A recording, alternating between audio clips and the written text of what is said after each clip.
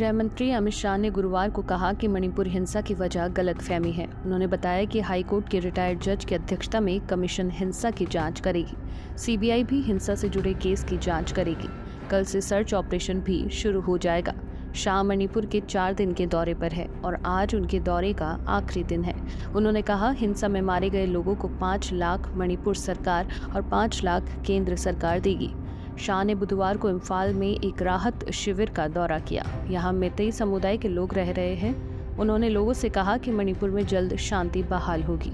जल्द ही लोगों को घरों में वापसी सुनिश्चित की जाएगी। शाह ने कुकी समुदाय के संगठनों के साथ भी बैठक की थी।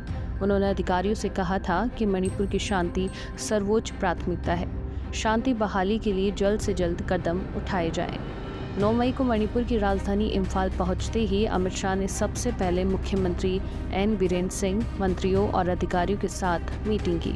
इस बैठक में केंद्रीय गृह राज्य मंत्री नित्यानंद रॉय, केंद्रीय गृह सचिव अजय भल्ला और इंटेलिजेंस ब्यूरो के चीफ तपन लीका भी मौजूद थे।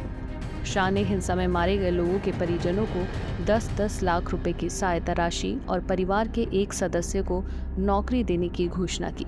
उन्होंने राज्य में राशन और तेल जैसी जरूरी चीजों की सप्लाई को बेहतर करने के भी निर्देश दिए। मणिपुर में करीब 1 महीने से जारी हिंसा के बीच ओलंपिक पदक विजेता मीराबाई चानू सहित राज्य की 11 खेल हस्तियों ने गृह मंत्री अमित शाह को लेटर लिखकर राज्य में जल्द शांति बहाल करने की मांग की है। इन्होंने कहा कि अगर स्थिति सामान्य नहीं हुई तो वे अपने अवार्ड और मेडल लौटा देंगे। लेटर पर दस्तखत करने वाले में मीराबाई चानू, पद्म पुरस्कार विजेता वेट लिफ्टर कुंजा रानी देवी, पूर्व भारतीय महिला फुटबॉल टीम की कप्तान बैम बैम देवी, मुक्केबाज एल सरिता देवी शामिल है। इधर chief of defence staff general Anil Chauhan ने मंगलवार को पुणे में कहा कि मणिपुर में हालात सामान्य होने में थोड़ा वक्त लगेगा।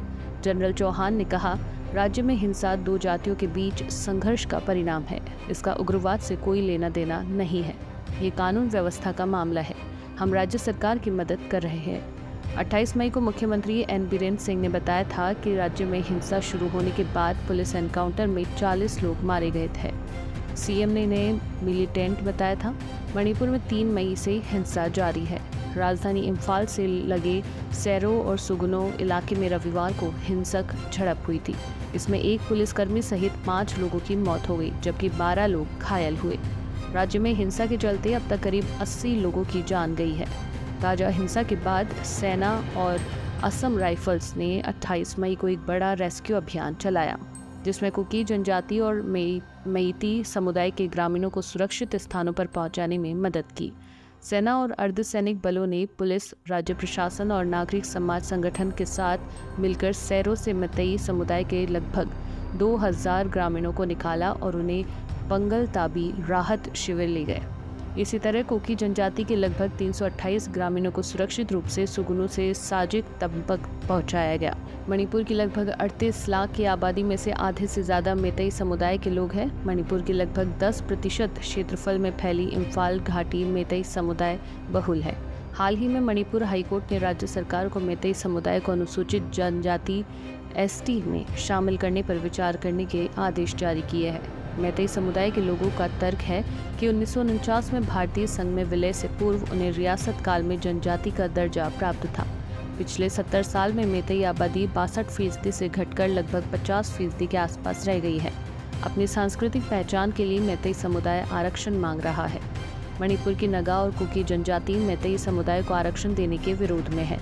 राज्य के 90% क्षेत्र में रहने वाला नगा और कुकी राज्य की आबादी का 34% है। इनका कहना है कि राज्य की 60 में से 40 विधानसभा सीट पहले से मैतेई बहुल इम्फाल घाटी में है। राजनीतिक रूप से मैतेई समुदाय का पहले से ही मणिपुर में दबदबा है।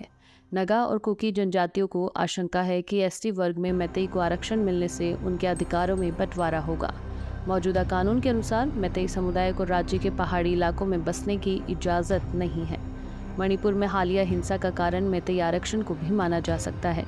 पिछले साल अगस्त में मुख्यमंत्री बीरेन्द्र सिंह की सरकार ने चूरा चांदपुर के वन क्षेत्र में बसे नगा और कुकी जनजाति को घुसपैठिया बताते हुए वहां से निकालने के आदेश दिए थे। इससे नगा कुकी नाराज चल रहे थे। मैतेई हिंदू धर्मावलंबी है, जबकि एसटी वर्ग के अधिकांश नगा और कुकी ईसाई धर्म को मानने वाले हैं।